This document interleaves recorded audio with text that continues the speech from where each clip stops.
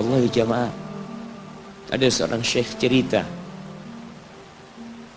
dalam salah satu ceramahnya, cerita tentang seorang dokter perempuan di sana, di Arab sana. Ada seorang anak lelaki bawa ibunya masuk ke dokter ini, subhanallah. Ibunya ini gila. Anak-anak muda ini, belum nikah, dia bawa ibunya. Nanti ibunya tersenyum sendiri, ketawa sendiri. Masuk ke ruang dokter itu, mejanya dokter diputerin sama ibunya. Anaknya minta maaf, ya dok kata dia. Sekali-kali nanti ngeliat di televisi dokter itu ada gambarnya Ka'bah. Ibunya ngomong, nak kau bukan nak ngomong, kamu bohong Mat kau bohong sama ibu. Katanya mau dibawa umroh ibu kata dia. Nanti diludahin anaknya, digigit anaknya. Nanti kerudungnya ibunya terbuka, dipasangin lagi.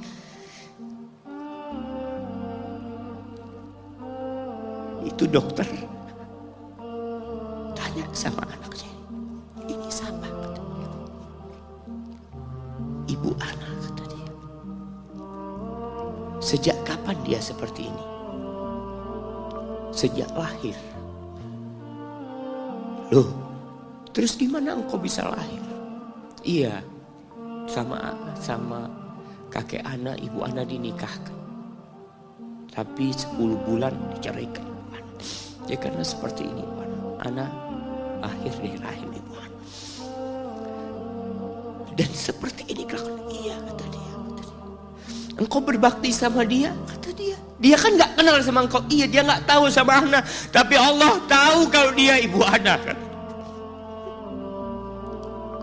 tahu kalau dia ibu ana. Ana harus berbakti sama dia. Ditanya, ibumu sakit apa? Ibu kena gula. Kata dia, kena ini sakit. Setelah dikasih resep, itu dokter cerita, pasiennya keluar, ditutup pintunya. Dokter ini nangis. Dia mengatakan, ana sering dengar ceramah tentang birrul walidain. Ana sering mendengarkan tausiah ustaz tentang berbakti kepada orang tua. Tapi ana baru sekarang melihat kebaktian seorang anak sama orang tuanya. Ibunya gila, dia tetap berbakti. Dan dia mengatakan, iya ibu ana gak tahu sama ana. Tapi Allah tahu kalau dia ibu ana. Dan yang ngasih wasiat supaya kita berbakti sama orang tua itu Allah jemaah. Apapun yang dilakukan orang tua kita.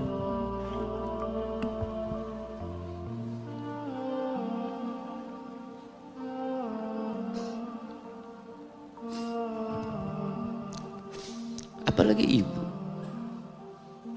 Allah katakan hamalathu ummuhu kurha wa wada'athu kurha. Ibu kita, hamil kita itu dalam kondisi yang sulit.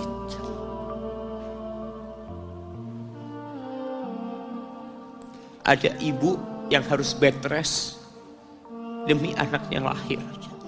Demi kita lahir, ibu kita itu bed rest. Capek dikit keluar darah. Ada yang harus hamil kita dalam kondisi dia ditinggal sama suaminya. Dia harus cari nafkah sendiri. Ada yang harus muntah-muntah demi kita. Allah.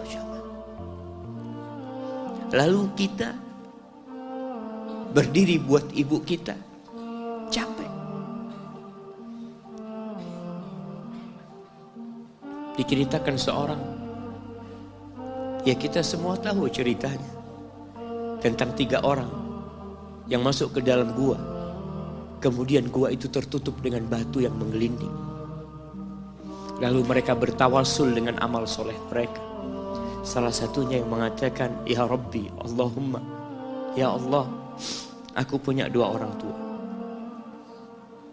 Aku punya 2 orang tua. Yang aku senantiasa memberikan susu kepada keduanya sebelum keluarga yang lain minum susu. Dia sudah menikah, dia punya istri, punya anak. Pada suatu hari, ya Allah, aku kejauhan cari rumput, sehingga aku balik dalam kondisi orang tua sudah tidur. Maka aku pereskan susu buat keduanya, ya Allah. Allah tahu, tapi dia mau cerita sama Allah. Dia ingin tawasul dengan amal soleh dia. Lalu aku taruh di wadah. Aku datang ke bapak ibuku, mereka tidur. Maka aku berdiri di hadapan kedua. Jamaah, bukankah bisa dia taruh di sebelah meja ibunya susu itu? Dia ambilkan meja, taruh di sana, dia bisa tidur. Dia sudah berbakti sama orang tuanya dengan seperti itu. Tapi anak ini tidak. Aku berdiri, ya Allah, aku gak ingin membangunkan keduanya. Dan aku terus berdiri, aku pegang itu susunya. Sampai mau subuh bangun, aku serahkan kepada kedua. Anak-anaknya nangis minta susu. Kata dia, lah, sampai bapak ibu aku minum.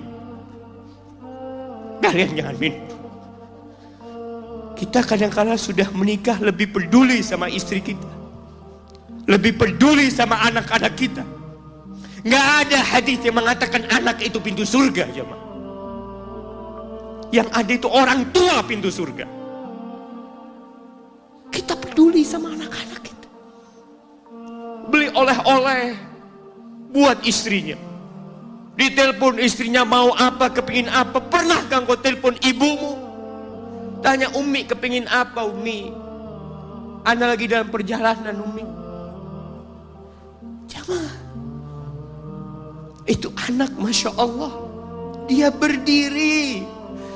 Kenapa dia kuat, jamaah? Karena dia tahu Allah yang nyuruh dia berbakti. Mungkin tidak ada yang melihat berdirinya dia, tapi Nabi ceritakan berdirinya dia. Dari malam jamaah sampai pagi, berapa jam dia ingat, ibuku hamil aku 9 bulan. Capek. Ana semakin tahu dengan tugas besar seorang ibu dan pengorbanan seorang ibu setelah Ana menikah. Setelah Ana tahu bagaimana istri Ana hamil, ketika dia harus tidur gak enak, makan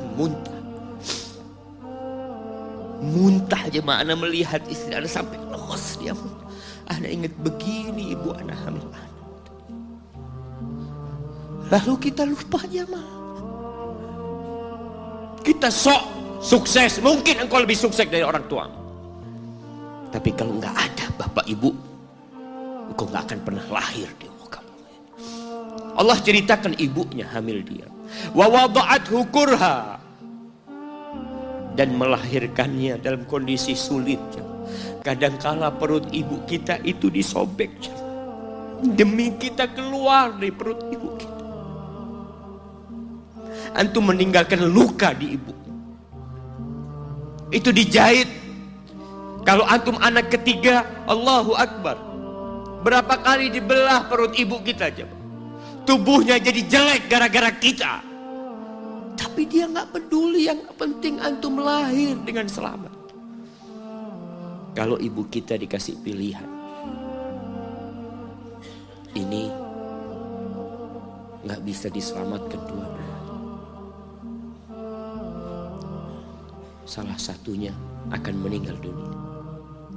Kira-kira apa kata ibu antum? Iya, nggak apa-apa dok, selamatkan bayinya dok. Nggak apa-apa dok, biar dia lahir dok. Subhanallah. Berapa banyak ibu yang meninggal dunia ketika dia melahirkan anak. Wa hamluhu wa fisaluhu 30 syahra. Hamilnya dan menyusuinya itu 30 bulan. Artinya bukan ketika antum lahir selesai lelahnya ibu kita. Memang ketika antum lahir dengan selamat, Allahu Akbar, ibu itu lupa dengan rasa sakit dia 9 bulan. Ibu itu lupa dengan jeritan dia mengeluarkan kita ketika kesakitan. Itu lupa. Dia tersenyum, dia bawa anaknya, ditaruh di dadanya. Allahu Akbar. Kalaupun ada air mata yang menetes, itu air mata kebahagiaan orang tua dengan hadirnya kita di muka bumi ini. Lalu kita bisa berjalan. Kita nggak bisa apa-apa lahirnya. Allah rekam kebaikan ibu kita. Kita disusui sama ibu kita. Berapa bulan? 2 tahun. 24 bulan disusui. Mungkin ada yang kurang, mungkin ada yang lebih. Tapi yang jelas kondisi kita tidak bisa berbuat apa-apa. Kita hanya bisa menangis, jemaah. Antum lapar menangis, buang kotoran menangis. Siapa yang datang membersihkan kotoran antum? Ibu antum. Yang gendong antum siapa? Ibu antum. Dia susui. Subhanallah, sampai anaknya agak besar sedikit, diajari bicara sama ibunya, diajak ngomong sama ibunya, diajarin berdiri sama ibunya, diajarin berjalan sama orang tuanya. Allahu Akbar. Kemudian ketika antum sukses, antum berangkat ke luar negeri, antum berangkat ke luar kota, meninggalkan kedua orang tua antum, boleh, asalkan dengan ridho orang tua antum. Kalau ibu antum telepon, antum di Batu sini, kuliah, sampai sukses jadi pengusaha di sini. Ibu antum di kampung telepon, nah ibu ingin engkau balik ke kampung. Jangan pernah mengatakan, bu anak kerjanya di sini ibu. Saya ditugaskan di sini, tinggalkan semua pekerjaanmu, pulang ke rumah. Ustaz, gimana dengan istri dan anak-anak? Yang ngasih makan istri sama anak-anak antum itu Allah Jalla Jalla. Bawa pulang ke kampung, hidup sama ibu antum. Jamaah, ada seorang sahabat yang izin untuk berjihad, izin untuk mendapatkan surga yang paling tinggi, izin untuk bisa memberikan syafaat kepada 70 dari keluarganya. Kalau dia mati syahid, dia datang kepada Nabi SAW, ditanya, bapak ibumu hidup? Iya, kata dia, pulang engkau ke sana. Fathammal jannah, di sana ada surga. Ilzam rijlaya, engkau tetap di kaki ibumu. Ini mau jihad, bukan mau cari fulus, jemaah. Bukan mau cari kenikmatan dunia, dia mau cari surga. Tapi pintu surga yang paling baik orang tua dapat jauh-jauh. Jemaah, Allah, ketika antum nangis di kasur, ibu di dapur lagi masak, dimatikan kompornya, dia datang jumpai antum. Antum lihat, anak sering lihat ketika kajian, bagaimana seorang ibu yang gendong anaknya yang nangis. Dia ingin dengarkan kajian, tapi engkau menghalangi dia untuk mendengarkan kajian dengan baik. Dia harus gendong. Kadang-kadang nggak boleh deket-deket kajian, yang bawa anak tempatnya lain, dan dia nurut. Engkau ganggu hidup dia dari sejak engkau lahir. Kemudian setelah engkau dewasa, engkau nggak berbakti sama ibu. Lupa dengan wa hamluhu wa fisaluhu 30 syahr. Di masa Umar bin Khattab, ada seorang yang datang kepada Umar mengatakan, ya Amirul Mukminin,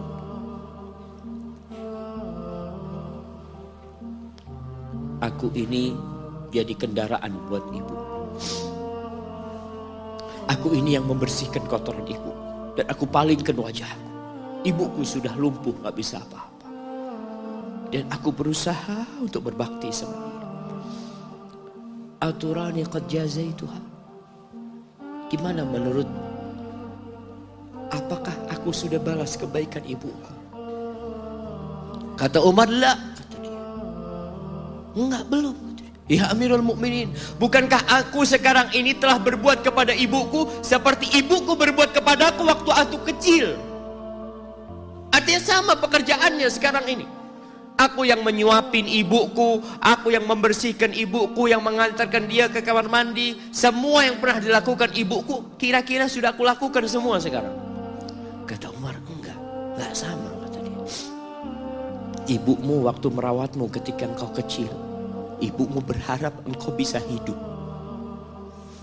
Sedangkan engkau sekarang merawat ibumu ketika sudah tua sakit-sakitan, engkau berharap ibumu mati.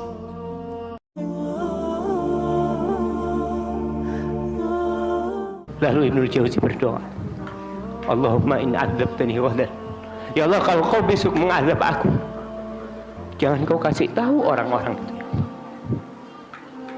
Li'alla yuqal, agar supaya tidak tersebar pembicaraan azaba man da'a ilaih, azaba man dalla ilaih, supaya orang-orang enggak ngomong